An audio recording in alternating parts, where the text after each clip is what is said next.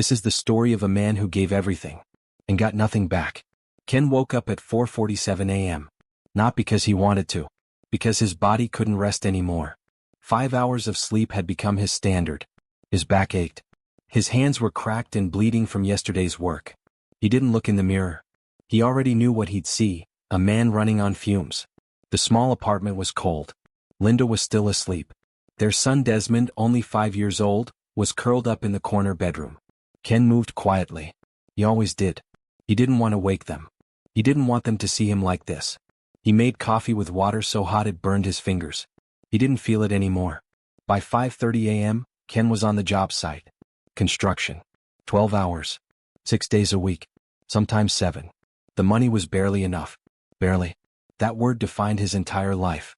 His boss, a man named Marcus, didn't even look at him. Ken was just another body. Another pair of hands. He wasn't a person. He was labor. He lifted, he carried, he built things for people he'd never meet in houses he'd never step inside. The sun came up and beat down on him. His shirt was soaked by 9 a.m. His throat was dry by 10 a.m. He kept working. At home, Linda sat at the kitchen table. She held a magazine. It showed a woman in a white kitchen with marble counters. The woman was smiling. She wore a dress that cost more than Ken made in a month. Linda stared at that image for an hour. She didn't move. She just stared. When Desmond asked for juice, she snapped at him. Not because he did anything wrong. Because he interrupted her dream. Because every time she looked at her son, she saw what she didn't have. What Ken couldn't give her. Ken came home at 6 p.m. He was destroyed. His legs could barely hold him up. His mind was foggy. He'd worked 12 hours straight with only a 30-minute lunch break, a sandwich he bought for $3. Linda was waiting. Not with food. With questions. When are things going to change, Ken? When are we going to have more? He didn't have an answer. He never did. I'm doing everything I can, he said quietly. Everything isn't enough, she replied. She turned away. She wouldn't even look at him. Ken sat down and held Desmond. His son was the only one who didn't make him feel like a failure. The only one who still looked at him like he was enough. Like he was everything. That night, Ken lay awake. His brain wouldn't shut off. Money. Rent. Food. Bills. The numbers just looped. Over and over. Never adding up to enough. Never. He thought about giving up. For just a second he let himself think it. But then he heard Desmond breathing in the next room. And he got up. And he went to sleep. Because tomorrow he'd do it all again. The same exhausting, endless cycle. Because that's what fathers do. They break themselves. And they don't complain. They just break quietly in the dark. And nobody notices. Nobody cares. That's the weight Ken carried. Every single day. Ken walked through the door at 6:15 p.m. Same time as always. His body was broken. His mind was numb. But something was wrong. The apartment was quiet. Too quiet. Linda's phone was gone from the charger. Her purse was gone from the hook by the door. The small mirror she loved wasn't on the shelf anymore. Ken stood in the living room. He didn't move. He couldn't move. On the kitchen table there was a single piece of paper. Folded once. His name was written on it in Linda's handwriting. He picked it up. His hands were shaking. He didn't know why. Maybe he did. Maybe he'd been waiting for this. Maybe he'd always known it was coming. He opened the note. Ken, I'm sorry. I can't do this anymore. I can't live like this. I'm suffocating. I look at our life and I see nothing but struggle. I see nothing but failure. And I can't look at you anymore without feeling angry. You're a good man. But good isn't enough for me. I need more. I deserve more. I met someone. His name is Marcus. He's successful. He has money. He has a future. He can give me the life I've been dreaming about. The life I deserve. I'm taking what I can carry. I'm not coming back. Desmond is yours. Take care of him. Linda. Ken read it 3 times. Then 4 times. Then 10 times. Each word hit like a punch. He sat down at the table. He didn't cry. He couldn't cry. He was too empty. Too shocked. Too broken. She was gone. Just like that. Not a conversation. Not a goodbye. A note. A piece of paper. And she'd taken their son's mother with her. Ken walked to Desmond's room. His son was asleep. Curled up under a thin blanket. His thumb was in his mouth. He looked so small. So vulnerable. So innocent. Ken sat on the edge of the bed. He watched him breathe. In and out. In and out. The only thing in this world that made sense anymore. He reached down and gently brushed the hair from Desmond's forehead. "I promise you," Ken whispered. His voice cracked. "I promise you something. I will never leave you. I will never abandon you. I don't care how hard it gets. I don't care how much I have to sacrifice. You will never know what it feels like to be alone. You will never feel what I feel right now." Desmond stirred slightly. His small hand reached out and grabbed Ken's finger. Even asleep, he held on. Ken sat there for an hour. Maybe two. He didn't know. Time didn't mean anything anymore. By morning the town would know. Linda had left with a rich businessman.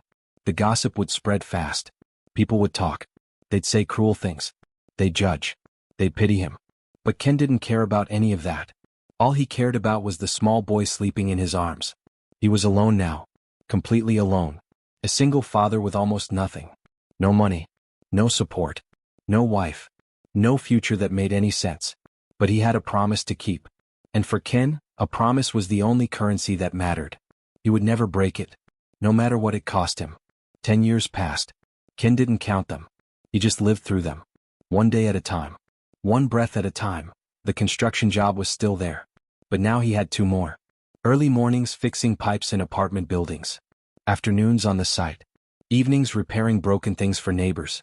Radios. Chairs. Refrigerators. Anything that could make him money.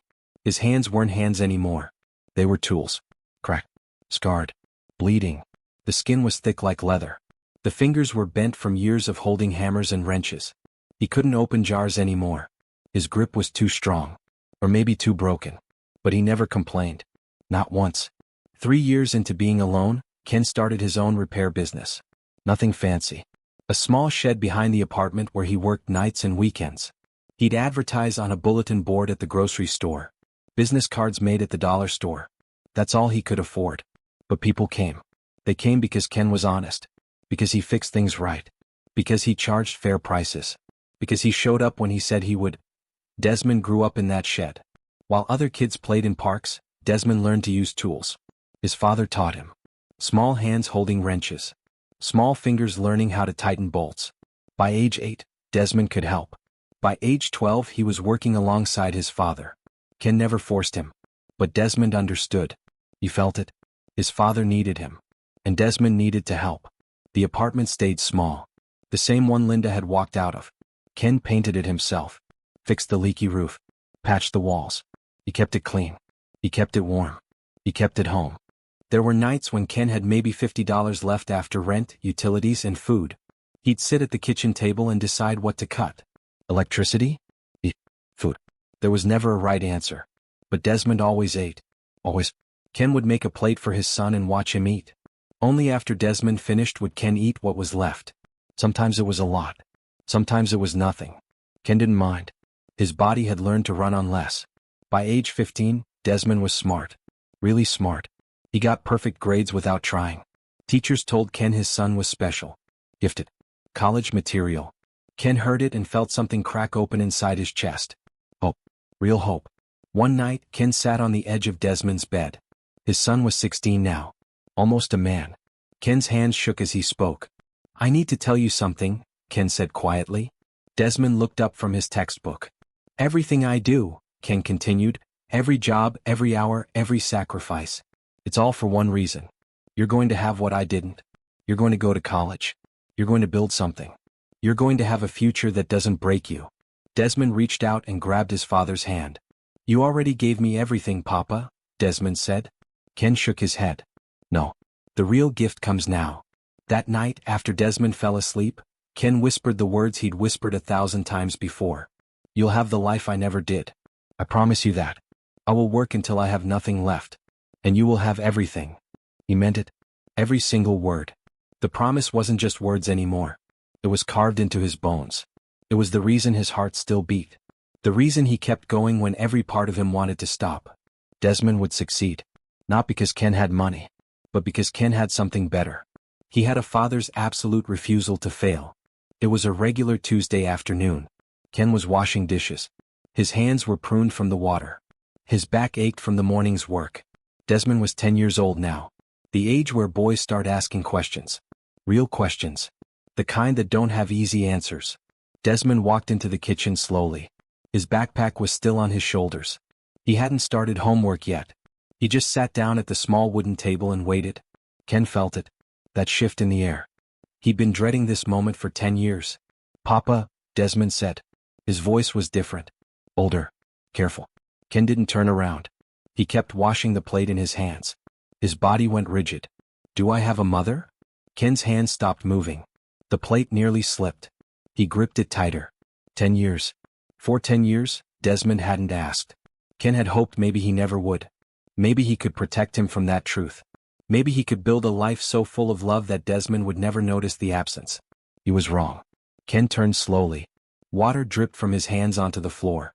He pulled out the chair next to his son and sat down. His knees cracked. Everything on his body cracked now. "Yes," Ken said quietly. "You have a mother." Desmond's eyes widened.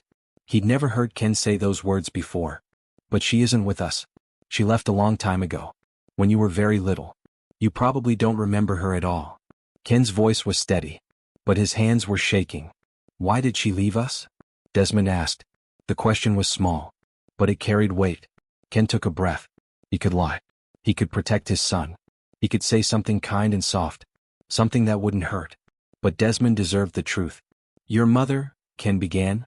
"Her name was Linda. She wanted things I couldn't give her. We were poor. We are poor. And she wasn't happy with that life.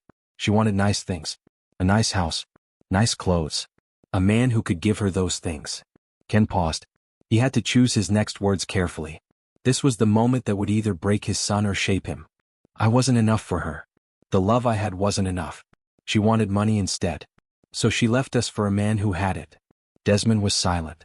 His small face was serious. Processing. "I haven't seen her since," Ken continued. "I don't know where she is. I don't know what she's doing.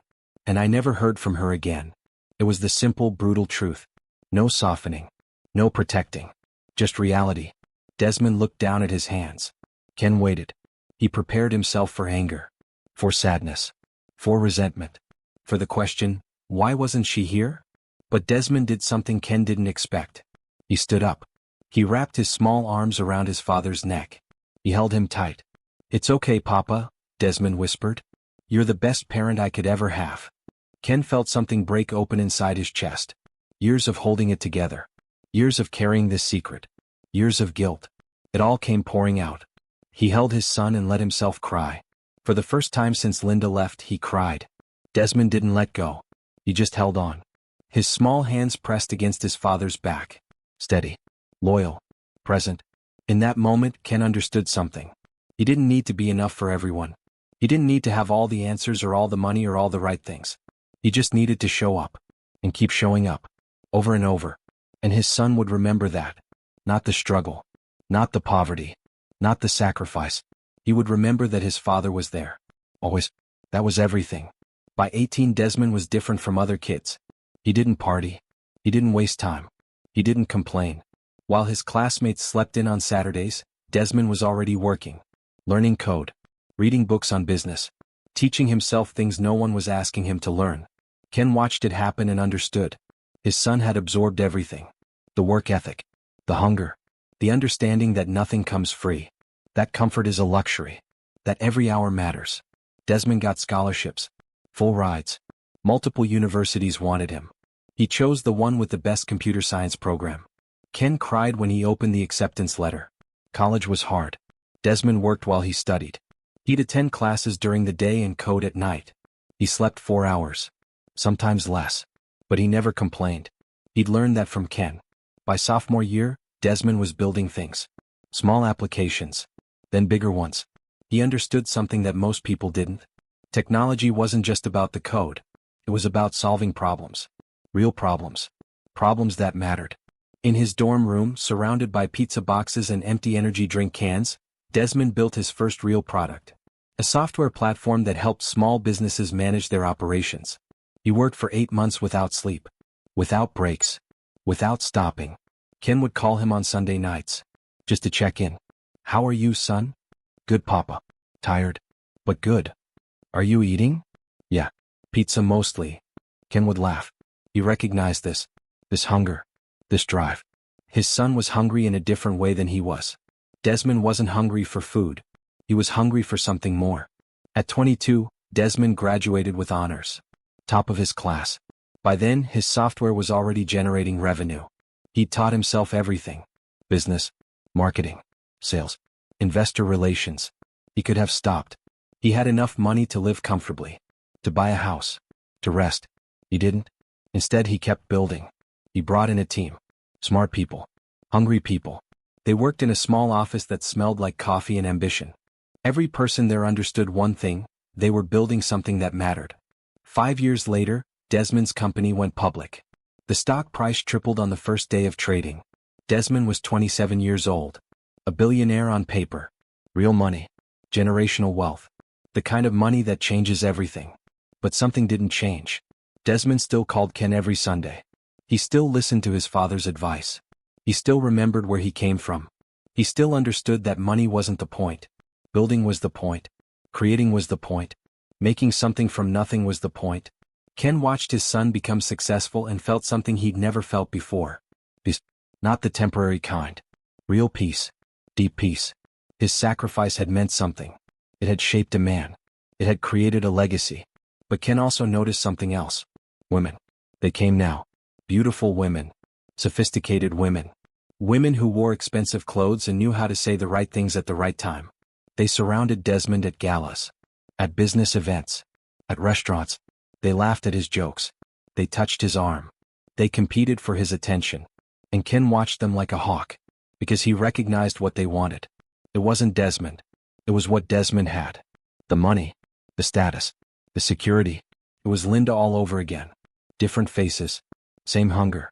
Same shallow eyes. Ken never said anything. But he watched. And he waited. Because his son had built an empire from nothing. But Ken knew something about empires. They could crumble. If you let the wrong person inside. And Ken wasn't about to let that happen. Desmond's penthouse was on the 42nd floor. Floor-to-ceiling windows. Views of the entire city. Furniture that cost more than Ken's entire house. Art on the walls that meant nothing. Everything was designed to impress. Nothing was designed to comfort. Ken hated it the first time he visited. He sat on a leather couch that felt like sitting on ice. He didn't belong there. Nobody real belonged there. But his son was there. So Ken stayed. The phone rang constantly. Business calls. Social invitations. Dinner reservations at restaurants Ken couldn't even pronounce. Desmond was always on the move. Always performing. Always the successful version of himself. And the women never stopped coming. They arrived at galas in expensive dresses. They showed up at business events with red lipstick and empty smiles. They called him. They texted him. They made themselves available at all hours. None of them knew him. Ken could see it immediately. The moment a woman entered Desmond's orbit, her eyes would scan the room. She'd register the money, the success, the status. Then she'd smile. The same smile. Every time. It wasn't a smile of recognition. It was a smile of calculation. One woman named Victoria came to dinner at Ken's small house. She wore a designer dress to a home with mismatched chairs. She looked around like she was inspecting a crime scene. "This is cozy," she said. The word tasted like poison in her mouth. Ken watched Desmond watch her. His son was proud of the house. He'd bought the furniture himself. He'd painted the walls. He wanted to share it with someone he cared about. Victoria didn't care about any of it. Another woman, Sophie, laughed at Desmond's story about his childhood. She laughed the way you laugh at something pathetic. Not with him. At him. Ken saw it. The subtle cruelty. The way she made poverty sound like a joke. The way she treated his son's struggle like entertainment. Desmond didn't see it. Or maybe he didn't want to. The worst was Natasha. She was beautiful. Sophisticated. She knew all the right things to say. She asked Desmond questions about his business. She laughed at his jokes. She made him feel smart and important. But Ken noticed something. Whenever Desmond talked about his father, Natasha's eyes would glaze over. She wasn't interested in Ken. She wasn't interested in where Desmond came from. She was only interested in where he was going. And more specifically what she could take from him. One evening, Ken sat with Desmond in the penthouse. His son was tired. Worn out from a long day of meetings. "Papa," Desmond said casually, "I've been seeing someone new. Her name is Clara. She's a fashion designer. Really accomplished. Really beautiful." Ken's stomach tightened. "Tell me about her," Ken said carefully. "She's amazing. Confident. Sophisticated. I think she might be the one." Ken heard what his son wasn't saying. beautiful, sophisticated, rich. The opposite of everything that actually mattered. Do you think she loves you? Ken asked quietly. Desmond paused. For a moment he didn't answer. Of course, he said finally. But there was doubt in his voice. Just a crack. But Ken heard it. That night Ken couldn't sleep. He walked through the city streets. He thought about his son surrounded by people who wanted things from him. Investors. Business partners. Friends who disappeared when the money stopped flowing. And now, a woman who probably wanted him for all the wrong reasons. Ken had raised his son to be strong. To be independent. To be kind. But he hadn't raised him to recognize predators. He hadn't prepared him for people who smile while they're calculating. Who compliment while they're scheming. Ken realized something painful. His sacrifice had been about giving Desmond freedom. Freedom from poverty. Freedom from struggle. But it had left him vulnerable. Desmond didn't know how to spot danger. He didn't know that kindness could be a weapon. That sophistication could hide a rotten heart. The next morning Ken made a decision. He had to do something. He had to protect his son. Not from poverty. But from the people who would exploit his wealth. From the women who saw him as a prize instead of a person. Ken would find a way. Even if it meant getting his hands dirty. Even if it meant pretending to be someone he wasn't. Because if he didn't act now, his son would make a mistake he couldn't undo. And Ken had made a promise a long time ago. He wasn't about to break it now. Desmond called Ken on a Wednesday morning. His voice was different. Lighter. Like something heavy had been lifted off his shoulders. Papa, I need to tell you something, Desmond said. And I want to tell you in person. That afternoon they sat in Ken's small house. The same house. The one Desmond had grown up in. The one he kept coming back to because it was the only place that still felt real. I've met someone, Desmond began. He was smiling. A real smile. Not the business smile. Not the performance smile. Something genuine. Ken felt his body go rigid. He'd been waiting for this moment. Dreading it. Her name is Clara, Desmond continued. She's a fashion designer. Really talented. She owns her own line. She's beautiful, Papa. But not just beautiful. She's confident. Sophisticated. She talks about art and culture and travel. She makes me feel like I'm not just some tech CEO. Like I'm more than that. Ken listened. He heard every word. But he also heard what wasn't being said. She's rich. She's accomplished. She's from my world now. Tell me about her, Ken said carefully. His voice was steady. But his hands were clenched. We've been seeing each other for a few months, Desmond said. I wanted to make sure it was real before I told you. And Papa, it is real. I think I love her. The words hit Ken like a punch. Have you met her family? Ken asked. Not yet. She's been really busy with a fashion week coming up. But soon. I promise you'll meet her soon. Ken nodded slowly. He was watching his son's face. The way his eyes lit up when he said her name. The way his shoulders relaxed. Desmond was vulnerable. Completely open. And that terrified Ken. When will I meet her? Ken asked. Soon, Papa. Very soon. I'm planning something special. I want to introduce her properly.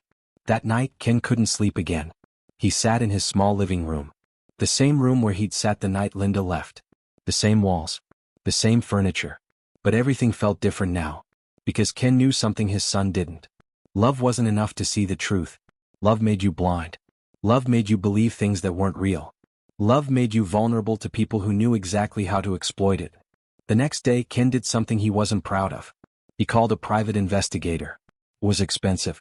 He had to pull money from his savings. But he needed to know who Clara really was. 3 days later, the investigator sent him a report. Clara existed. She was a fashion designer. She did own a line. But the report also showed something else. She'd been with 3 wealthy men before Desmond. Each relationship lasted about a year. Each man was extremely rich. Each relationship ended when the man wanted to get married and insisted on a prenuptial agreement. When they pushed back, Clara disappeared. Moved on to the next one. Ken read the report twice. Then 3 times. His hands started shaking. This wasn't love. This was a pattern. This was calculated. This was exactly what he'd been afraid of. The following Sunday, Desmond came to visit Ken's house. I have news, Desmond said excitedly. Claire and I are moving in together. And Papa, I'm going to propose soon. I've already picked out the ring.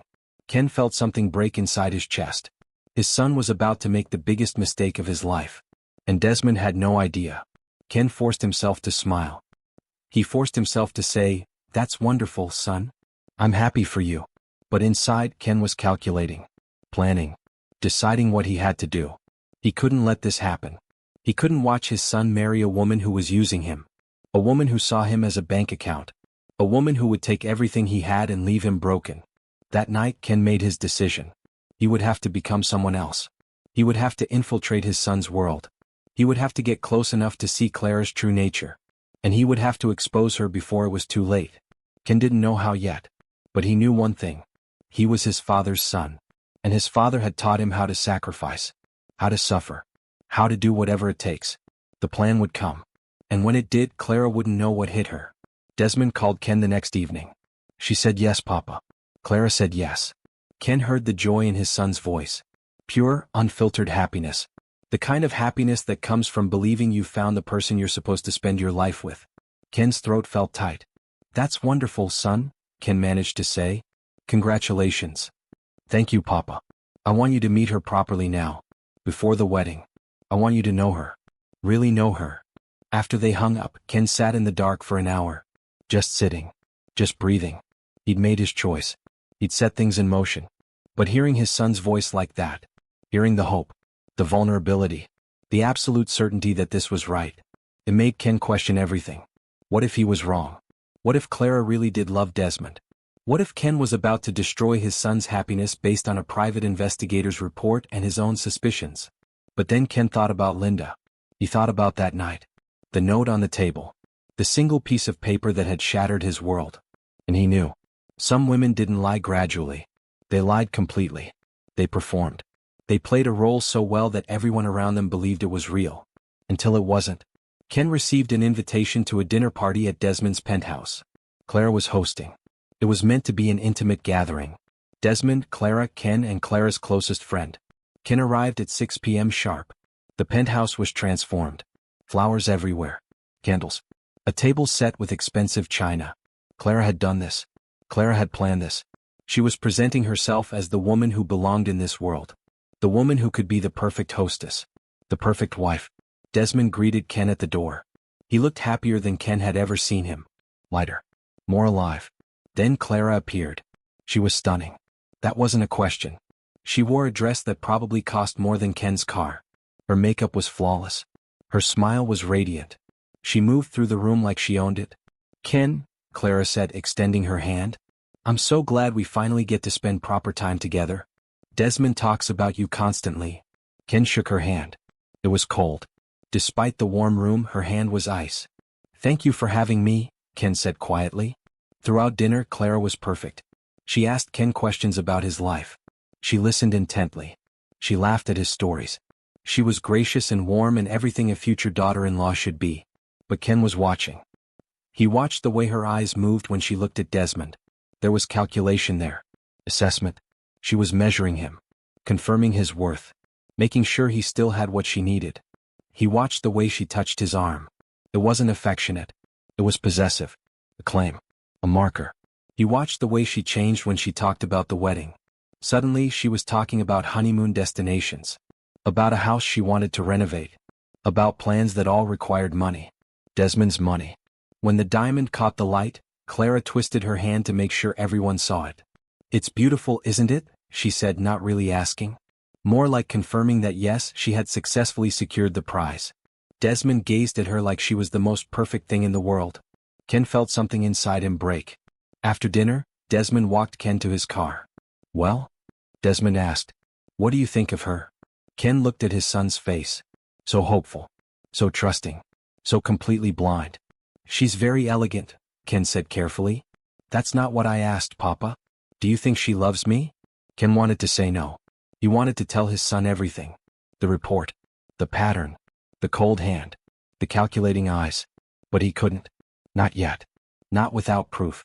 "I think," Ken said slowly, "that only time will tell what love really means. Be careful, Desmond. Make sure you see her for who she truly is. Not who she shows you." Desmond smiled and put his arm around his father.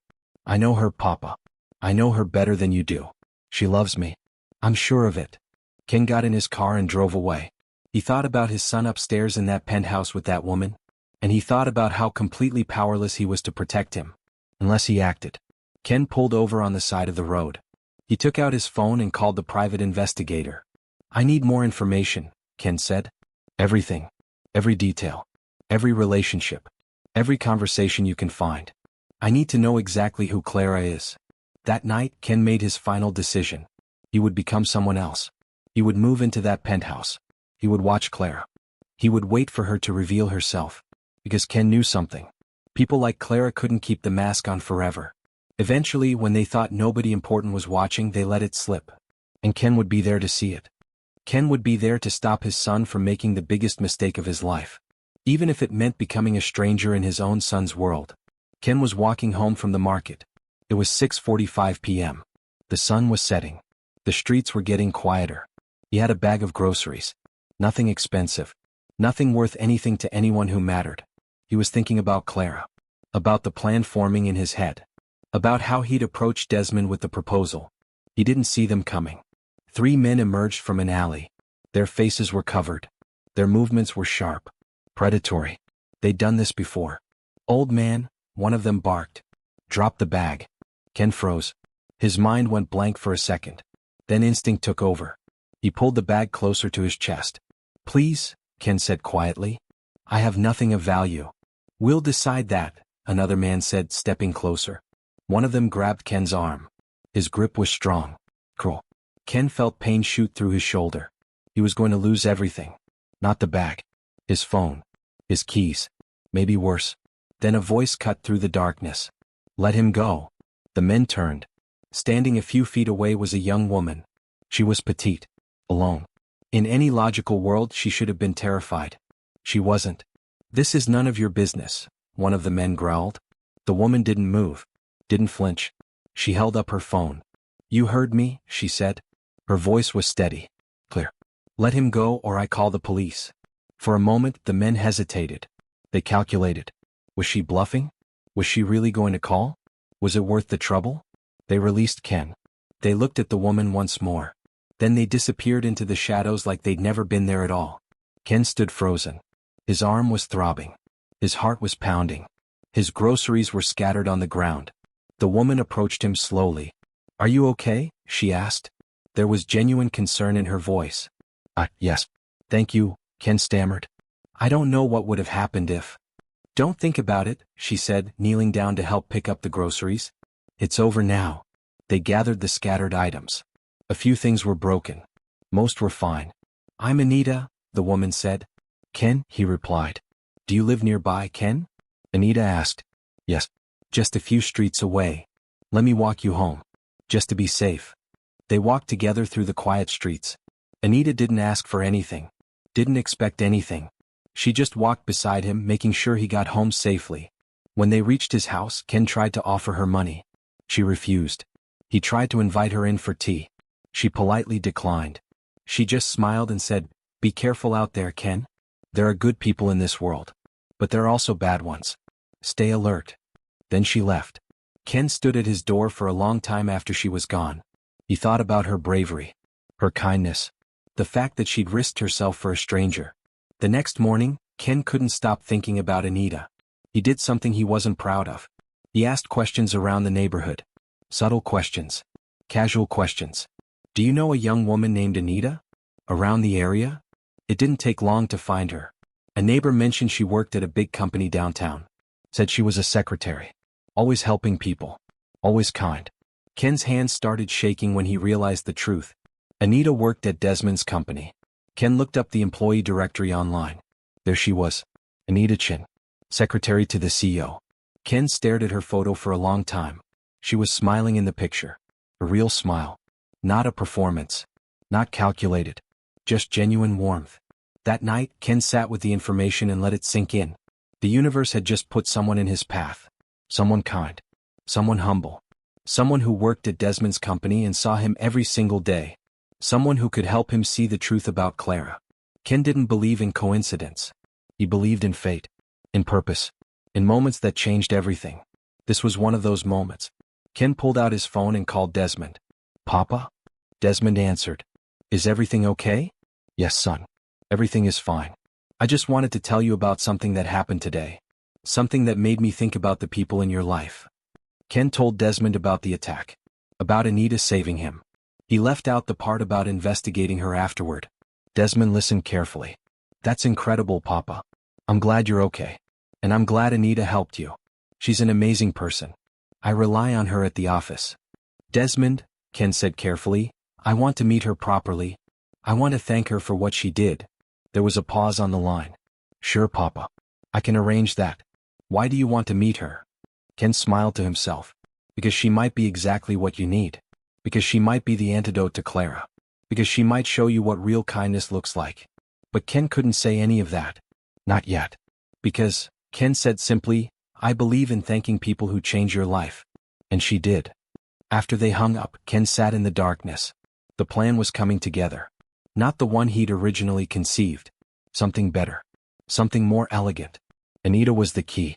Ken was sure of it. Now he just had to figure out how to use it. Ken started going to the area around Desmond's office building.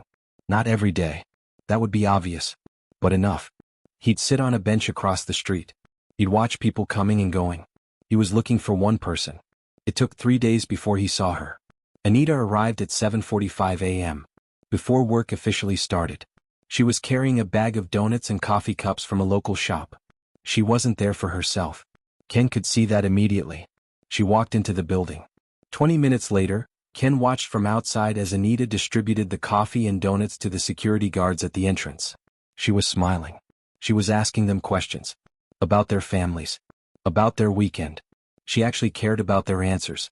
One guard was elderly. His name tag said Marcus. Anita spent 5 extra minutes with him. She noticed his limp. She asked if his leg was hurting. She sat with him for a moment. Just sat. Just listened.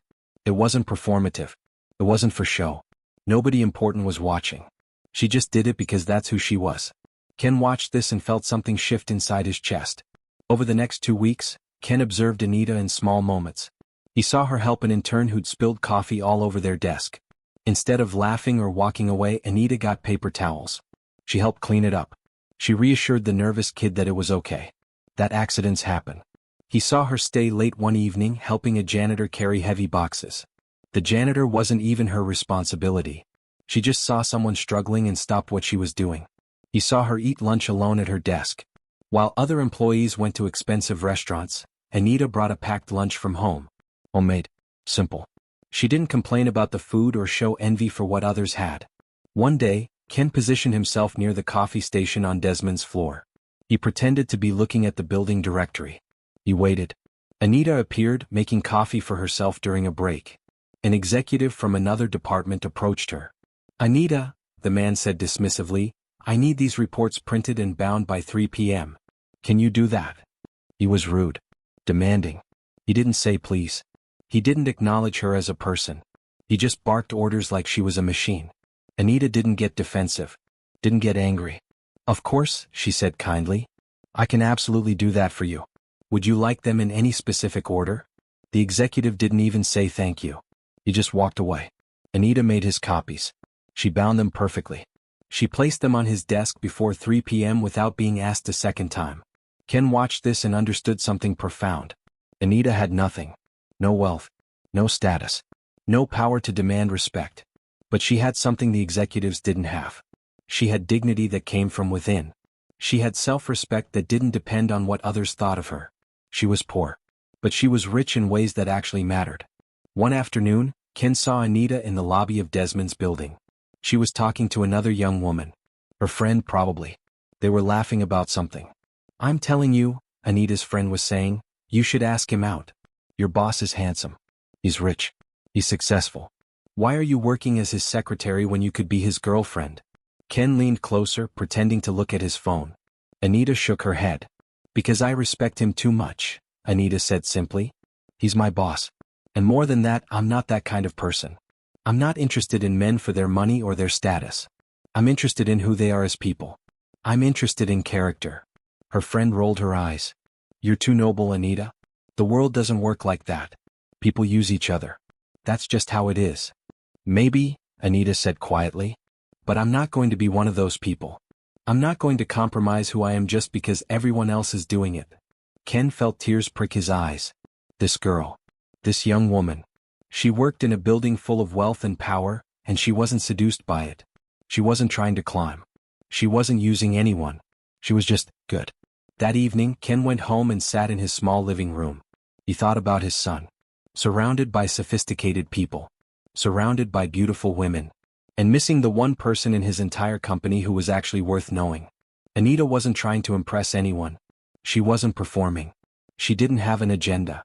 She was just a young woman working hard, treating people with kindness, and refusing to compromise her integrity. That was exactly what Desmond needed to see. Not with his eyes. With his heart. Ken picked up his phone and sent Desmond a message. Son, I've been thinking about what you said about your company. About the people who work for you. I'd like to understand your world better. Maybe you could tell me more about the people you trust most. The ones who've proven themselves to be loyal. Desmond responded quickly. Sure, Papa. Anita is definitely at the top of that list. She's been incredible. She knows my business as well as I do. I trust her completely. Ken smiled to himself. He knew what he had to do now. He knew how he was going to show Desmond the difference between someone who wanted him and someone who wanted nothing from him. The plan was clear. And it was about to begin. Ken asked Desmond to meet him at the small house. Not the penthouse. Not a restaurant. The house. The place where everything began. Where they'd both learned what it meant to have nothing but each other. Desmond arrived on a Saturday afternoon. He looked tired. Successful but tired. The weight of running a company never stopped. The responsibility never lightened. They sat on the worn couch. The same couch Ken had sat on the night Linda left. The same couch where Ken had held his son and promised him a better life. Papa, Desmond said, you sounded serious on the phone. Is everything okay? Ken took a breath. This was the moment. This was where he risked everything. Desmond, I need to talk to you about Clara. Desmond's face tightened slightly. Okay. What about her? I need you to trust me, Ken said carefully. I need you to believe that everything I'm about to say comes from a place of love. From a place of wanting to protect you. Papa, you're scaring me. What's wrong? Ken chose his words precisely. He couldn't tell Desmond about the investigation. Couldn't tell him about the pattern of wealthy men and failed engagements. That would destroy Desmond's trust in Ken. That would make it seem like Ken was interfering. Controlling. Old-fashioned. Instead, Ken said something simpler. Something true. I have a bad feeling about her, Ken said. And in my life, I've learned to trust my instincts. Desmond was quiet for a moment. Your instincts have been wrong before, Papa? Yes, Ken admitted. I'm not infallible.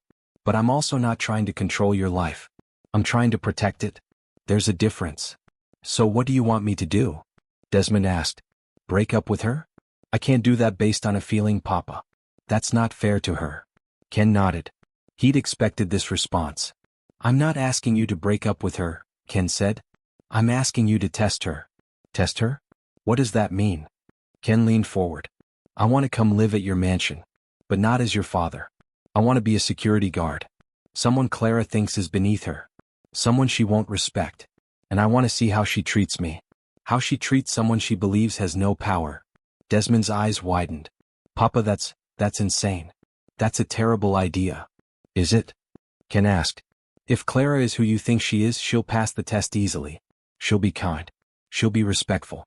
And then your fears will be confirmed and we can all move forward. But if she isn't? Ken didn't finish the sentence. He didn't need to. If she isn't what? Desmond pushed. Then you'll know the truth, Ken said simply. Desmond stood up. He walked to the window. He looked out at the small backyard. The neighborhood. The world where he'd grown up. This is crazy, Papa, Desmond said. This is manipulative. This is.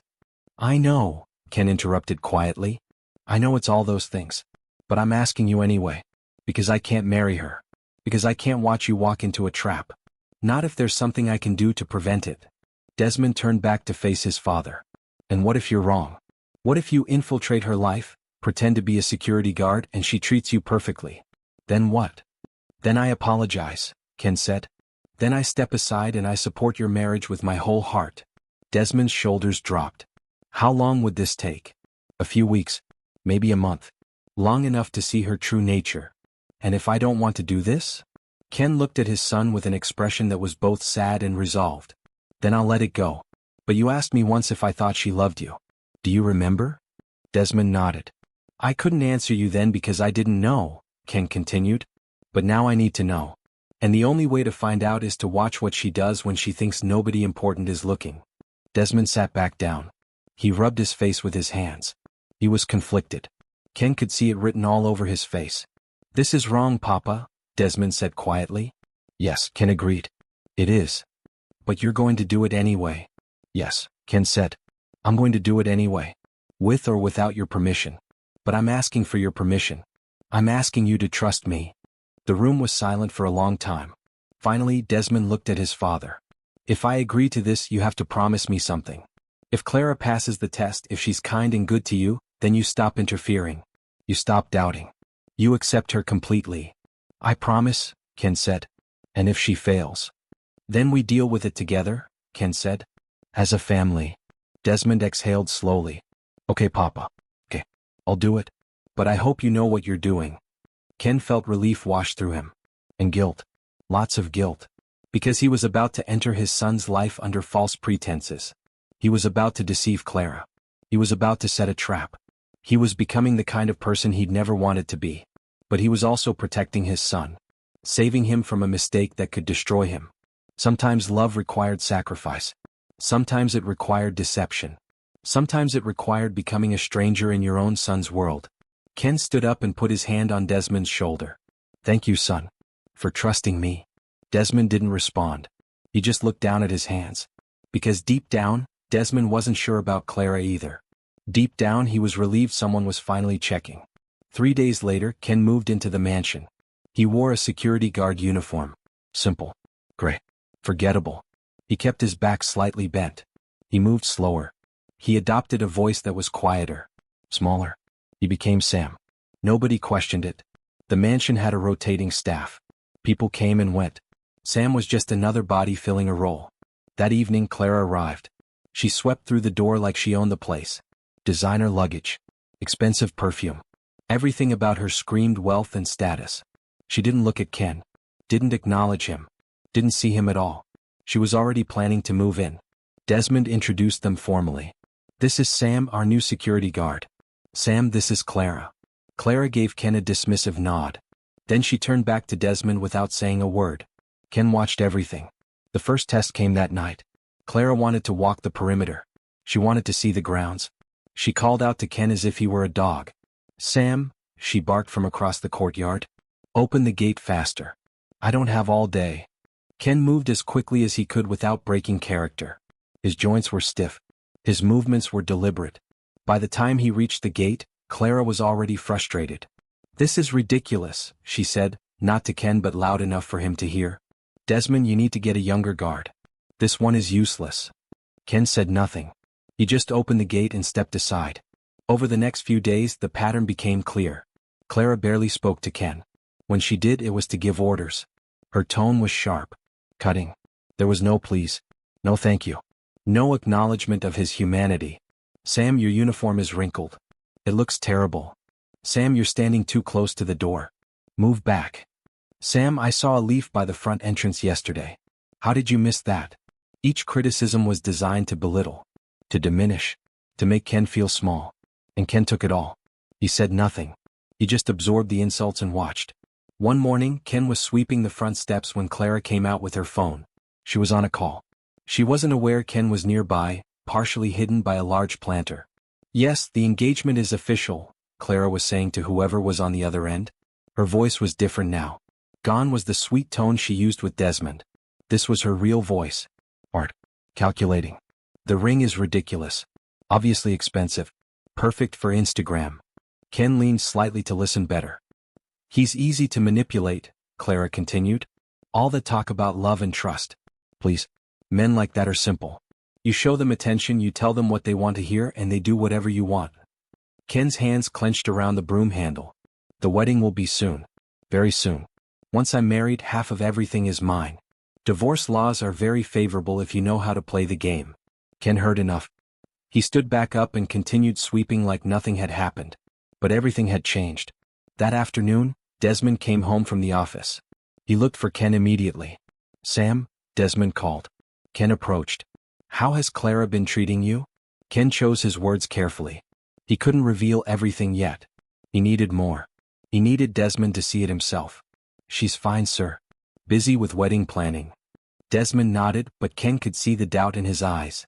The question was there. The uncertainty. That night, Clara demanded Ken fix a light fixture in the bedroom.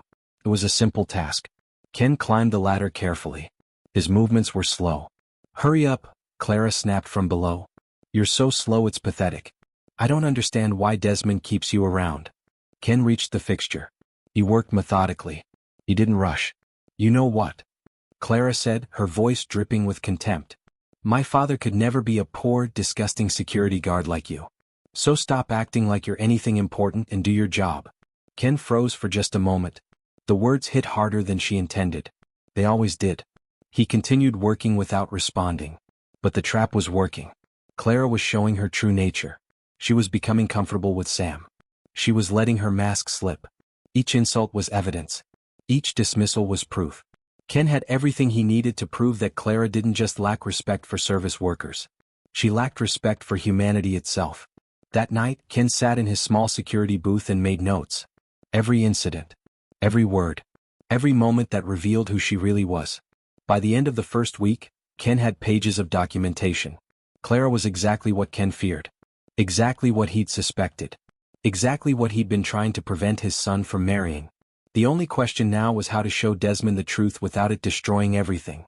And how to do it before she sank her claws in any deeper. Desmond had been struggling. He was trying to reconcile what he was seeing with what he wanted to believe. Part of him was hoping Ken was wrong. Part of him was terrified that Ken was right. So Desmond decided to test Clara himself. It was a Tuesday evening. Ken was standing in the dining room holding a serving tray. Clara was sitting on the couch, scrolling through her phone. Desmond came home from work. He looked at Ken with anger in his eyes. An expression Ken recognized immediately as performance. "Sam," Desmond said, his voice loud and sharp. "Why did you let that delivery driver wait so long at the gate?" Ken understood. This was deliberate. This was Desmond's test. "I'm sorry, sir," Ken replied quietly. "It won't happen again." Desmond slammed his hand on the table. The sound echoed through the room. "It's unacceptable," Desmond continued, his voice rising. "You're paid to do one job and you can't even do that right. You're incompetent." Ken bowed his head. He played the part perfectly. The entire time, Desmond watched Clara. She didn't flinch. She didn't say a word in Ken's defense. She didn't even look up from her phone. She just sat there silent, indifferent, watching Ken being verbally attacked like it was a TV show. Then Desmond stopped. He waited. He gave Clara the opening. The space where a good person would have said something. Would have shown compassion. Would have questioned his behavior. Clara finally looked up. "He's just a guard, Desmond," she said casually. "He deserved it. You shouldn't feel bad about holding him accountable." The words landed like a knife. Desmond felt something inside him break. A small fracture. But a real one. He walked away without responding.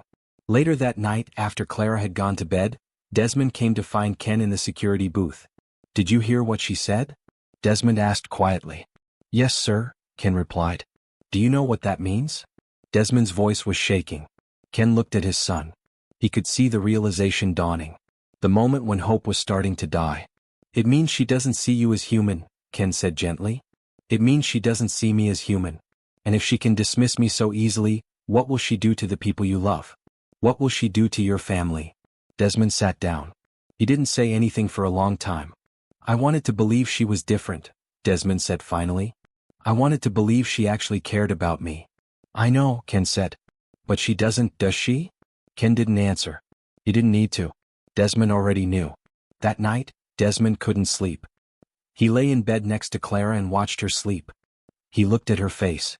The perfect makeup even while sleeping. The expensive jewelry on her wrists. The expensive nightgown. All of it was a costume. All of it was a performance. And he'd been too blind to see it. The next morning, Desmond came to the office early. He called Ken into his study. "I need to know everything," Desmond said. "I need to know who you really are and what's really happening here." Ken took a breath. This was the moment. The moment of truth. "My name is Ken," he said. "I'm your father. I moved into this house as Sam because I needed to know if Clara was the right person for you. And I'm sorry, Desmond. I'm sorry I deceived you. But I had to know." Desmond's face went through a series of emotions. Anger. Confusion. Then slowly, understanding. "Papa?" Desmond whispered. "Yes, son." "How long have you known about Clara?" Ken hesitated. He could lie. He could minimize it. But Desmond deserved the truth. I've known something was wrong from the beginning, Ken said. But I didn't have proof until I came here as Sam. And now I have more than proof. I have evidence of her true nature. Desmond stood up and walked to the window. I was going to propose again, Desmond said quietly. I was going to ask her to set a wedding date. I was about to commit my entire life to someone who views people like you as disposable. Ken said nothing. There was nothing to say. What do I do now? Desmond asked. Ken moved closer to his son. You do what your heart tells you is right, Ken said. But you do it knowing the truth. You do it with your eyes open. Desmond turned to face his father. I need to hear more. I need to know everything you've discovered. Ken nodded. For the next hour, Ken told Desmond about the phone call. About Clara's plans for divorce. About the way she'd spoken about manipulating him. About every insult. Every dismissal. Every moment that revealed who she really was. With each revelation, Desmond's heart broke a little more. But it also healed. Because now he knew. Now he could make a decision based on truth instead of hope. And that made all the difference. It was Wednesday afternoon. Desmond had forgotten an important file at home. The kind of file he needed for an evening presentation. He called the office and asked someone to retrieve it. Anita volunteered immediately. I'll run it by, she said without hesitation. No problem at all. She drove to the mansion around 4 p.m. Ken was standing by the front door, checking the perimeter. He was still in character as Sam. Still moving slowly. Still keeping his posture bent. Anita rang the doorbell.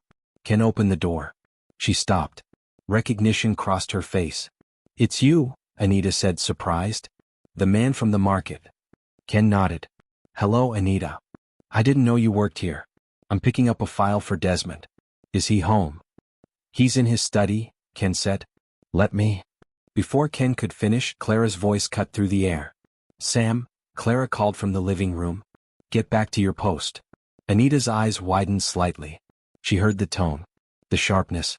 The complete lack of respect. Ken turned to Anita. One moment. He walked back to where Clara was sitting on the couch, still in her designer loungewear, still scrolling through her phone. I'm helping a visitor, Ken said quietly. Clara barely glanced at him. I don't care. You have a job. Do it. Stop socializing. Ken nodded and turned back toward Anita. But Anita had already moved. She was standing in the living room now, her expression serious. Excuse me, Anita said, her voice firm but polite. I don't think that was necessary. Clara looked up, startled by the interruption. By the challenge. And who are you? Clara asked coldly. I'm Anita. I work at Desmond's office. And I just watched you speak to this man like he's beneath you. Like he doesn't matter. He does matter. Everyone matters. Clara's face hardened.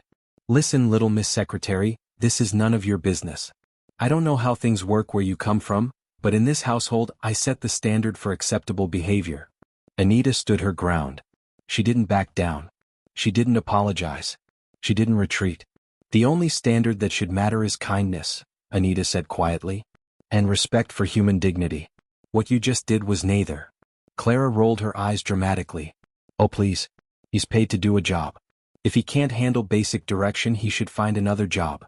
You're being naive if you think the world works on kindness and dignity. Anita looked at Clara for a long moment. In that look was something Ken recognized. Clarity. The ability to see someone's true nature with absolute certainty. Maybe the world doesn't, Anita said. But we can choose to be different. We can choose to treat people with respect. And maybe if more of us did, the world would be better. Clara scoffed. You sound like a greeting card. How charming. Now if you're done playing hero, you can get the file and leave. I have better things to do than argue with someone like you. Anita turned to Ken. Her expression filled with genuine concern. Sir, Anita said softly, if you ever want to leave this place, you're welcome to come stay with my family until you find something else. No one deserves to be treated like this. Ken felt something break open inside his chest. This girl. This young woman he barely knew. She was offering him shelter. She was offering him dignity. She was standing up for him against someone with far more power. She didn't know he was Desmond's father. She didn't know this was all a test. She didn't know anything except that someone was being treated poorly, and that was wrong. Thank you, Ken whispered. His voice cracked slightly. Anita smiled at him. A real smile. Warm and genuine. Then she turned back to Clara. Kindness is never out of bounds, Anita said. Maybe you should try it sometime. Clara stood up, her patience exhausted. Mind your own business, little Miss Secretary. You're overstepping your boundaries. If you're done playing hero, you can leave now. I have better things to do than argue with someone like you. Anita retrieved the file from Desmond's study without another word. But before she left, she stopped by Ken one more time. Please take care of yourself, she said quietly. And remember, there are good people in this world. People who care. After she left, Ken stood alone in the foyer. His eyes were wet. Tears were streaming down his face, but he wasn't sad. He was moved. He was reminded of something he'd almost forgotten in the cynicism of recent days. There were still good people. There was still kindness. There was still humanity. And it existed in the most unexpected places. In a young woman with nothing. With no power. With no obligation to care about a stranger she barely knew. She cared anyway. Later that evening, when Desmond returned home, Ken found him in his study. Desmond, Ken said quietly, I want to tell you about something that happened today. Ken told his son about Anita's visit. About her standing up to Clara. About her offer of help. About her unwavering kindness despite Clara's cruelty. Desmond listened carefully. She did all that? Desmond asked. Yes, Ken said. Without knowing who I was. Without expecting anything in return. She just did what was right. Desmond was quiet for a long moment. Then he said something that changed everything. Papa, I think I've been looking at the wrong woman this whole time. It was a quiet afternoon. Desmond was at the office. Clara thought she was alone. Ken was making his rounds, checking the perimeter like he did every day. That's when he heard her voice coming through an open window. She was on the phone. Her real voice. Not the sweet performance voice she used with Desmond. This was the raw version. Sure. Cool. Calculating. I can't believe this, Clara was saying angrily. I'm pregnant and I cannot tell Desmond because we've never been intimate. Ken's blood ran cold. He paused. He stepped closer, staying hidden behind a large potted plant outside the window. It's all because of that ridiculous advice from his father, Clara continued. Wait till marriage, he says. Can you believe that? There was a pause. Someone was talking on the other end. Ken leaned closer, barely breathing. I can't lose Desmond, Clara said, her voice desperate now. He's my golden ticket. If I lose him, I lose everything. Another pause. More talking from the other person. Ken's hands started shaking. What do you mean? Clara asked. Put something in his drink? Are you serious? Ken's heart began to race. He pulled out his phone.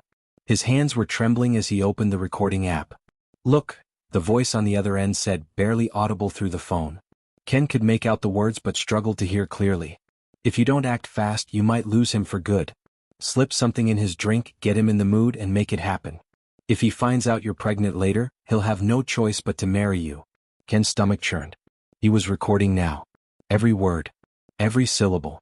I don't know, Clara said, pacing the room. What if it doesn't work? What if he doesn't, go along with it? The friend laughed coldly. The sound came through the phone like poison. Then you'll have to take more drastic measures, the voice said. If you want that lifestyle, Clara, you have to fight for it. Do whatever it takes. Ken leaned even closer. His entire body was rigid. His mind was spinning. Clara finally stopped pacing. Fine, she said, her voice hardening with resolve. I'll do it tonight. He'll be home late and I'll make sure it happens. He'll never know what hit him. The call ended. Ken stepped back silently. His mind was racing. His hands were still shaking as he looked at his phone. The recording was there. Undeniable. Complete. He had everything. He continued his patrol like nothing had happened. But inside, Ken was calculating. Planning. Understanding the magnitude of what he'd just heard. Clara wasn't just a gold digger. She wasn't just shallow or cruel. She was a predator. She was planning to drug his son. She was planning to trap him with another man's child. She was planning to take half of everything he owned through a forced marriage and divorce. This wasn't about testing character anymore. This was about preventing a crime. That evening, Ken sat in his small security booth. The recording played on his phone over and over. Each time the horror hit fresh. Each time the reality of what Clara intended became more real. Ken thought about Desmond upstairs. Innocent. Trusting. About to be victimized by a woman he loved. Ken knew what he had to do. He couldn't wait anymore. He couldn't gather more evidence. He couldn't observe from the shadows. He had to act. That night, when Desmond came home, Ken was waiting for him. Still in the Sam uniform. Still playing the part. Desmond, Ken called quietly. I need to speak with you. Privately. Desmond looked confused but followed Ken to the security booth. What is it, Sam? Desmond asked. Ken took a deep breath. It's me. It's your father. And I have something you need to hear. Ken played the recording. As each word played, Desmond's face went through shock, anger, betrayal, and finally something darker. Horror. The complete realization of what Clara had been planning. When the recording ended, Desmond sat in silence for a long time. She was going to drug me, Desmond whispered. She was going to. Yes, Ken said quietly. She was. Desmond stood up abruptly. He walked to the door. Then he turned back to Ken. I need to confront her. Now. I know, Ken said. And I'll be there with you. For the first time since becoming Sam, Ken stepped back into his real self. He removed the bent posture. He straightened his back. He looked his son in the eye as Ken, not as a guard. Let's go end this, Ken said. Desmond nodded. Together, father and son walked toward Clara. Toward the confrontation. Toward the truth that would change everything. And Ken knew without a doubt that he'd made the right choice. That sometimes, to protect the people you love, you have to cross lines. You have to sacrifice comfort. You have to become someone else. But in the end, you do it so they can see clearly. So they can choose wisely. So they can survive. Desmond arrived home late that night. He was tired. Exhausted from the day.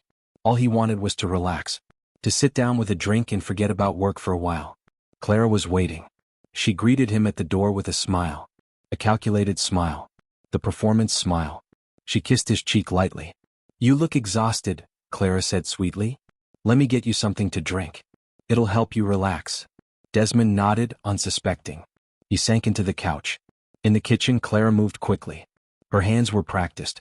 She reached into her handbag and pulled out a small vial of powder. She glanced around to ensure nobody was watching. Ken was watching. He'd positioned himself in the hallway, obscured by shadow. He saw every movement, every action, every moment of calculated deception. Clara sprinkled the substance into a glass of juice. A sinister smile played on her lips as she stirred it slowly. Then she carried it back to Desmond. Here you go, Clara said, handing him the glass. Drink this. You'll feel so much better. Desmond reached for the glass. Ken emerged from the shadows. Desmond, Ken called out sharply. Wait. Don't drink that. Desmond froze. The glass was inches from his lips. Clara's face twisted with irritation. What are you doing, Sam? Clara snapped. This is none of your business. It was the wrong thing to say. Because in that moment, Ken stopped being Sam. Because I know exactly what you put in that glass, Ken said firmly, stepping into the room. His voice was different now. Stronger. More authoritative. And I know what you've been planning. Desmond's brows furrowed. What is she talking about, Clara? Desmond asked. Clara laughed nervously, waving her hand dismissively. This old man is crazy, Desmond. You need to get rid of him. He's been nothing but trouble since the day he got here. But Ken wasn't backing down. Desmond, I've tolerated enough insults for the sake of this test. But I can't stay silent any longer. I know exactly who Clara is and what she's been plotting. Clara's voice became shrill. Kick him out of this house right now. He's accusing me of nonsense. Desmond held up his hand, silencing her. Sam, Desmond said, his tone cautious but serious. What are you talking about? Ken straightened. In that moment he stopped being the bent old guard. He stood tall. He stood like a father. Like a man. Desmond, it's time you know the truth. The truth about me. The truth about Clara. Everything. The room fell silent. Clara's jaw dropped. Her face turned pale. What truth? She exclaimed, her voice shaking. Desmond stared at Ken, stunned. Desmond, I am Ken. I'm your father. And this was all a test. Clara's expression shifted from shock to realization to rage. You lied to me? She hissed at Desmond. Your own father was spying on me? Not spying, Ken said calmly. Protecting. Ken pulled out his phone. He played the recording. The room filled with Clara's voice as she described her pregnancy. Her plan to drug Desmond. Her strategy to trap him with another man's child. Her desperation to secure his wealth. With each word, Desmond's face darkened.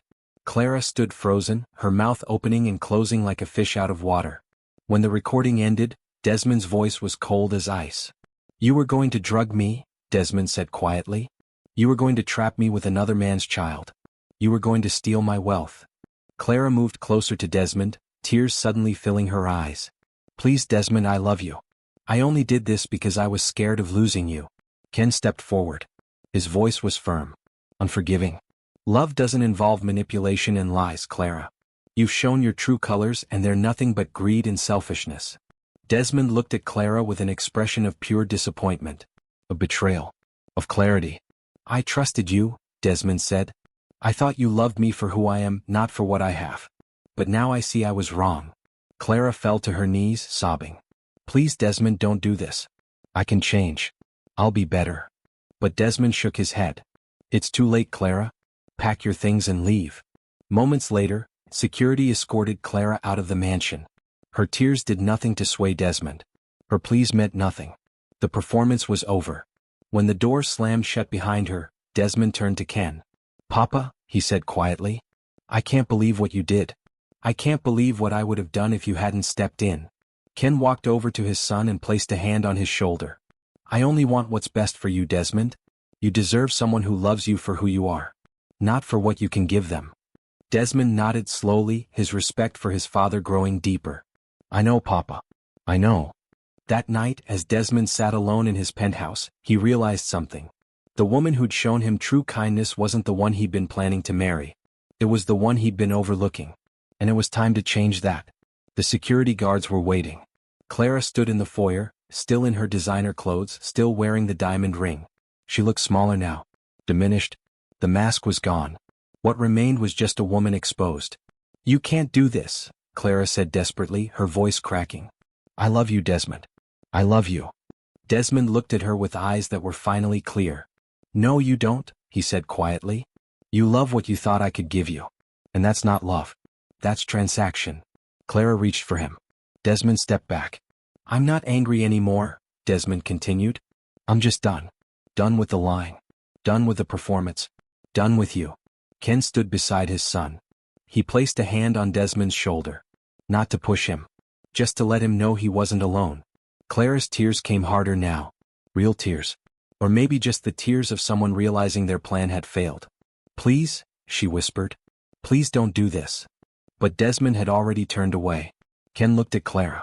His expression wasn't angry. It was sad. Disappointed. The look of a man who'd seen this story play out before, who understood the pattern of predators and victims. Love doesn't lie, Ken said quietly. Real love doesn't manipulate. Real love doesn't trick. What you were planning wasn't love. It was a crime. Clara's face crumpled. She looked around the foyer, at the marble floors, at the expensive art on the walls, at the life she'd been trying to secure. It was all gone now. The security guards moved forward gently but firmly. Ma'am, one of them said. We need you to leave the premises. Clara didn't resist. She was broken. Defeated. The woman who'd walked through that door with such confidence, such calculation, such certainty that she'd won, was now being escorted out like she'd never mattered at all. As they led her toward the exit, Clara looked back at Desmond one final time. I could have loved you, she said, her voice barely audible. No, Desmond replied. You never could have. Because loving me would have required loving something besides money. And that was never possible for you. The door closed behind her. For a moment there was silence in the penthouse. Then Desmond's shoulders collapsed. The strength he'd maintained during the confrontation evaporated. The reality of what had almost happened crashed over him like a wave. Ken pulled his son into an embrace. Desmond cried. Real tears. Not tears of fear or anger, but tears of grief. Grief for the relationship he thought he had. Grief for the future he thought he'd have. Grief for the person he'd wanted Clara to be. Ken held him. He didn't say anything. There was nothing to say. He just held his son and let him feel what he needed to feel. I was so blind, Papa, Desmond said into Ken's shoulder. How did I not see? Love makes you blind, Ken said gently. You wanted to see the best in her. That's not a weakness. That's hope. That's what people do when they care about someone. But you saw, Desmond said. You saw immediately. I've lived longer, Ken replied. I've made more mistakes. I've learned what predators look like. But that doesn't make me wise. It just makes me experienced in pain. They stood together for a long time. Two men. Father and son. Connected by sacrifice and truth and love that didn't require words. Finally Desmond pulled back. What do I do now? He asked. Ken looked at his son. He thought about Anita. About her kindness. about her unwavering character, about the way she'd stood up for a stranger without knowing who he was. Now, Ken said, you learn the difference between women who love you and women who love what you have. And you choose wisely. Desmond nodded slowly. That night, Desmond sat in his penthouse alone. He thought about Clara, about the lies, about the betrayal, about how close he'd come to binding himself to someone toxic, to someone who would have destroyed him from the inside out. But he also thought about something else. He thought about a young woman who'd risked herself for a stranger in the market, who'd refused payment, who'd offered her home to a man she didn't know, who'd stood up to Clara without hesitation. He thought about Anita, and he realized his father was right. There was a difference, a fundamental, irreducible difference between performance and authenticity, between manipulation and kindness, between greed and grace. Desmond picked up his phone. He wanted to call her, to thank her, to tell her she'd been right about kindness mattering. But he hesitated. He didn't want to rush, didn't want to make another mistake born from hope instead of clarity. This time he would see clearly. This time he would choose wisely. This time he would let himself be guided by truth. A week had passed since Clara was escorted out. Desmond was healing, slowly. The hurt was still there, but it was becoming manageable. The shock was fading. The clarity was remaining. One evening, Desmond sat with Ken in the small garden of the penthouse. They were looking out at the city lights. The same city lights that had once seemed to promise everything. That had once seemed to validate Clara's ambitions. Papa, Desmond said, how do I know if someone is genuine? How do I know if they really love me? Ken didn't answer immediately. He was thinking, processing. You can't know for certain, Ken said finally. But you can observe. You can watch what people do when it doesn't benefit them. You can see how they treat those who can't give them anything. Desmond was quiet for a moment. I keep thinking about Anita, Desmond said softly. About the way she defended that guard. The way she offered to help him. She didn't know who I was. She didn't expect anything in return. Ken smiled. A small, knowing smile. Yes, Ken said. She didn't. But what if I'm wrong again? Desmond asked. What if she's hiding something too? What if everyone eventually reveals they're just using me? Ken placed a hand on his son's shoulder. Not everyone is like Clara, Desmond. Some people are genuinely good. They exist. You just have to know how to recognize them. But how? Desmond pressed. How do I know? Ken looked at his son. He thought about what he'd done. The test with Clara. The disguise. The observation. And he realized something. Desmond needed the same thing Ken had needed. Desmond needed proof. But not cold, recorded proof. He needed to see with his own eyes. He needed to watch what Anita did when she thought he had nothing. Test her, Ken said quietly. But test her gently. Test her fairly. Give her the chance to show you who she really is. Desmond understood immediately. The next day, Desmond executed his plan. He sent out a company-wide email. The message was carefully worded but devastating. It claimed that due to catastrophic bad investments, the company had collapsed. All operations were ceasing. All staff were being terminated effective immediately. He included a personal note. His savings had been drained trying to save the company. He was moving to a smaller apartment. He was starting from scratch. The email sent. Within hours, Desmond's phone began ringing. Business associates, investors, friends. They were calling to offer help, to express sympathy, to see if there was any way they could benefit from the chaos. Then one by one the calls stopped. The text messages dried up. The well-wishers vanished. Desmond watched his social circle disappear like water through a sieve. But Anita didn't call. She didn't text. She didn't reach out to ask questions or offer sympathy or position herself for advantage. Instead, she showed up at his apartment. It was a modest place. Nothing like the penthouse. Desmond was sitting on a worn couch when she arrived. He heard the knock. He opened the door. Anita stood there holding a bag of groceries. I'm so sorry, Desmond, she said softly. I heard what happened. I thought you might need some help. Desmond looked at her. At the genuine concern in her eyes. At the bag of groceries in her arms. At the fact that she'd driven across the city to check on him. Come in, he said. Over the next several days, Anita visited regularly. She brought him homemade meals. She sat with him and listened as he talked about his grief, his disappointment, his fear about the future. She didn't offer false platitudes or try to fix everything. She just sat with him in his pain. One evening, as they ate together in the modest apartment, Anita reached across the table and took his hand. I want you to know something, she said. I don't care about the money, Desmond. I don't care about the company or the penthouse or any of it. I care about you. The person. Not the status. Not the wealth. Desmond felt his heart break open. Even though I have nothing now? He asked. You were never nothing, Anita replied. You were always more than your money. You were always more than your success. You're a good man, Desmond. That's what I see. That's what I've always seen. Desmond pulled her close. He held her. And for the first time since Clara had revealed her true nature, Desmond felt something other than betrayal. He felt hope. Later that night, after Anita had gone home, Desmond called Ken. Papa, Desmond said, I did what you suggested. I faked losing everything. And Papa, she stayed. She brought me food. She sat with me. She told me she didn't care about the money. I know, Ken said quietly. How did you know? Desmond asked. Because I've been watching her too, Ken admitted. And I already knew what kind of woman she was. But I also knew you needed to see it for yourself. You needed to believe it with your own eyes. Desmond was quiet for a moment. I think I'm in love with her, Papa, he said finally. Ken smiled on the other end of the line. I know, son, Ken said. I've known for weeks. Now you just need to tell her. The phone calls had stopped completely. David, his best friend since the company's inception. The man who'd claimed to have Desmond's back no matter what. The man who'd eaten at his table. Who'd been to his home. Who'd called him brother. David didn't answer when Desmond called. The text messages to other associates went unanswered. The invitations to events were revoked. The people who'd surrounded Desmond at every turn had evaporated. They existed only when wealth existed. When success existed. When there was something to gain. Desmond sat in his small apartment alone.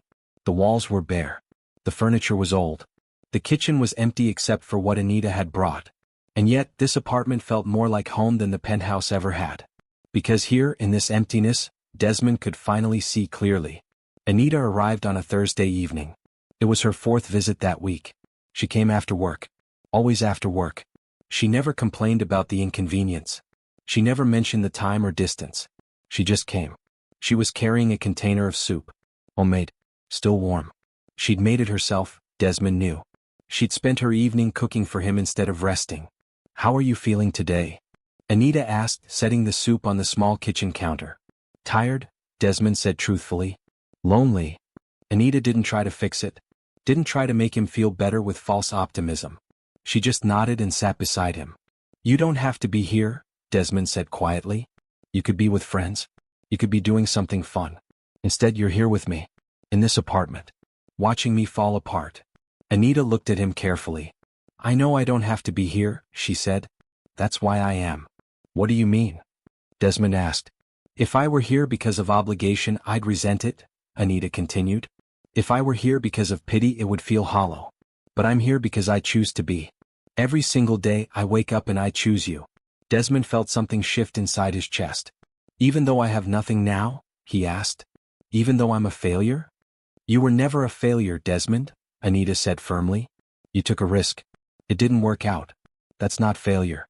That's being human. But my company is gone. My money is gone. I have almost nothing. Yes, Anita said simply. And I'm still here. Desmond stood up. He walked to the window. He looked out at the city. At the buildings filled with successful people. At the life that had been his just weeks ago. Why? He asked without turning around. Why are you still here? Everyone else left. Why not you? Anita stood and walked to him. She placed her hand on his shoulder. Because I love you, Desmond, she said softly. Not what you have. Not what you can give me. Not what you can provide. I love you. The person. The man. The human being who stands in front of me right now. Desmond turned to face her. His eyes were wet. How can you be sure? He whispered. How can you know that's real? That it's not just a phase? That you won't change your mind when things get hard? I can't guarantee it, Anita said honestly. Nobody can guarantee that. But I can tell you that I've already watched you at your lowest. I've already seen you broken. And my love hasn't wavered. That's all the proof I have. Desmond pulled her close. He held her and wept. Not tears of shame or failure. Tears of gratitude. Tears of recognition. Tears of finally understanding what love actually looked like. It wasn't performance. It wasn't calculated. It wasn't strategic. It was just a woman showing up with soup. Sitting in silence. choosing him when she could have chosen anyone else. "I love you too," Desmond said into her hair. "I'm sorry it took me losing everything to realize it." "You didn't need to lose everything," Anita replied. "You just needed to see clearly. And you do now." That night they sat together on the worn couch. They ate the soup. They talked. Not about money or status or success. Just about life. About dreams. About what mattered. And Desmond realized something profound. He'd had everything. The penthouse. The wealth. The status. And he'd been alone. Surrounded by people who wanted something from him. Now he had almost nothing. And he was with someone who wanted nothing from him except to be present. To be loved. To be seen. This was everything. This was what he'd been searching for his entire life. Later, after Anita had gone home, Desmond called Ken. "Papa," Desmond said, his voice filled with certainty. "I know now. I know she's the one. Not because I tested her. But because she showed me. She showed me what unconditional love looks like." Ken listened. "So what are you going to do?" Ken asked. "I'm going to tell her the truth," Desmond said. "I'm going to tell her that I didn't actually lose my company. That it was a test. And I'm going to ask her to marry me." "And how do you think she'll respond?" Ken asked. "I don't know," Desmond said. "But I know she'll forgive me. Because that's who she is. That's what real love does." Ken smiled on the other end of the line. His son had finally learned. Finally understood. Finally saw what mattered. And Ken knew that everything that came next would be built on something real. Something true. Something that could actually last. Desmond sat across from Anita in the small apartment. His hands were shaking. Not from fear. From anticipation. From the weight of what he was about to say. "Anita," Desmond began, "I need to tell you something. And I need you to listen before you react." Anita put down her tea. Her expression shifted to concern. The bankruptcy. The lost company. The money drained away. None of it was real. Anita's face went through a series of emotions. Confusion. Realization. Hurt. "You tested me," she said quietly. "Yes," Desmond admitted. "I tested you. Because after Clara, I couldn't trust my own judgment. I needed to know if your love was real or if it was just another performance." Anita stood up. She walked to the window. She didn't speak for a long time. Desmond waited. He understood if she walked away. He understood if she felt betrayed. But Anita didn't leave. Instead, she turned back to him and there were tears in her eyes. "Do you know why I'm crying?" she asked. Desmond shook his head. "Because I passed," Anita said. "Because even in your doubt, even in your fear, you gave me the chance to show you who I really am. And I did. I showed you. And that matters." Desmond stood. He walked to her. "I'm sorry," he said. "I'm sorry I doubted you. I'm sorry I tested you like a variable in an experiment." "Don't be sorry," Anita said. "Be grateful. Because now you know. Now you have proof that I love you. Not for who you pretend to be. But for who you actually are." Desmond took her hands. "I love you too, Anita. Completely. Authentically. With everything I have." "Then show me," Anita said. "Not with words. With choices. With how you treat people. With how you live. Show me every day." That evening, Desmond brought Ken to the apartment. The three of them sat together. Desmond explained everything. The test. The bankruptcy. The observation. Anita's response. Ken listened carefully. When Desmond finished, Ken looked at Anita. "You forgave him," Ken said. It wasn't a question. "Yes," Anita replied. "Because he's not a bad man. He's a man who was hurt and needed to heal. And testing me was his way of healing." Ken nodded slowly. Then he did something neither Desmond nor Anita expected. He took Anita's hand. "Welcome to our family," Ken said. "You're exactly what my son needs. You're exactly what I prayed for when he was just a boy." Tears streamed down Anita's face. "Thank you," she whispered. That night, Desmond asked Anita to marry him. He didn't get down on one knee. He didn't make it dramatic. He just looked at her and asked simply and honestly, "Will you marry me?" "Yes," Anita said immediately. "Yes, I will." 6 months later they were married. The wedding was held in a garden. Not a fancy venue. A simple garden filled with flowers. The kind of place where real people gathered to celebrate real love. Desmond wore a simple suit. Anita wore a white dress that was beautiful not because it was expensive, but because she was radiant in it. Ken walked her down the aisle. Not as her father, but as her family. When they reached the altar, Ken placed Anita's hand in Desmond's and stepped back. His work was done. His son was in good hands. The ceremony was brief. The vows were heartfelt. The kiss was genuine. When the officiant declared them married, the small crowd erupted in cheers. Not the artificial applause of social climbers. The genuine celebration of people who cared. That evening, as the festivities continued, Ken found a quiet spot in the garden. He sat on a bench beneath the stars. The same stars that had watched over him for decades. The same stars that had witnessed his struggle. His sacrifice. His unwavering love for his son. Desmond found him there. "Papa," Desmond said, sitting beside his father. "Thank you. For everything. For raising me. For protecting me. For teaching me what actually matters." Ken looked at his son. At this man he'd built from nothing. At this man who'd learned to distinguish between gold and goodness. Between performance and authenticity. Between greed and grace. "I didn't do it for gratitude, son," Ken said gently. "I did it because that's what fathers do." "But you gave up so much," Desmond said. "Your time. Your comfort.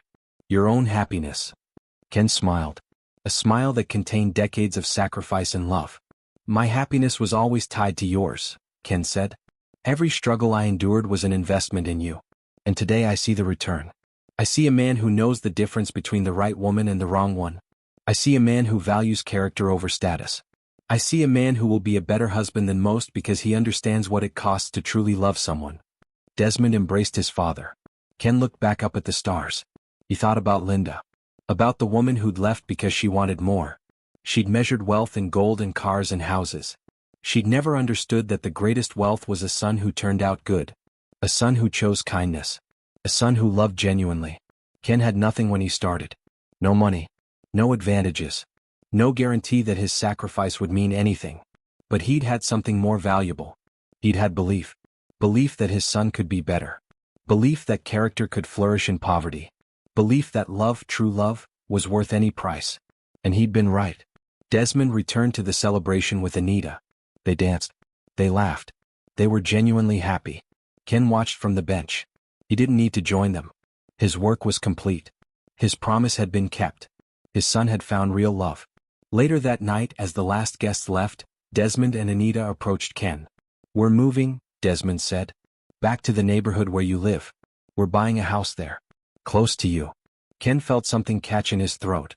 "You don't have to do that," Ken said. "We know," Anita said, smiling. "That's why we're doing it." Ken hugged them both. That night, lying in his small bed, Ken reflected on his life. He'd been a poor man in a small town. He'd worked until his hands bled. He'd sacrificed everything. He'd raised a son alone. He'd been abandoned by his wife. He'd lived in poverty and struggle. But he'd also been the richest man alive. Because he'd had something money could never buy. He'd had a son who loved him. A son who understood what mattered. A son who would pass that understanding to his own children someday. And now he had a daughter. Anita. A woman who showed up with soup and stayed through the darkness. Ken closed his eyes and smiled. His greatest wealth had never been gold. It had never been success or status or things. His greatest wealth was the goodness he'd poured into his son. The example he'd set through sacrifice. The love he'd given without expecting return. And now that love had multiplied. It lived in Desmond. It lived in Anita. It would live in their children. Ken had kept his promise. He'd given his son the life he'd never had. But more than that, he'd given him something infinitely more valuable. He'd taught him how to love genuinely. How to see clearly. How to choose wisely. And in a world full of people chasing gold, that was the rarest gift of all.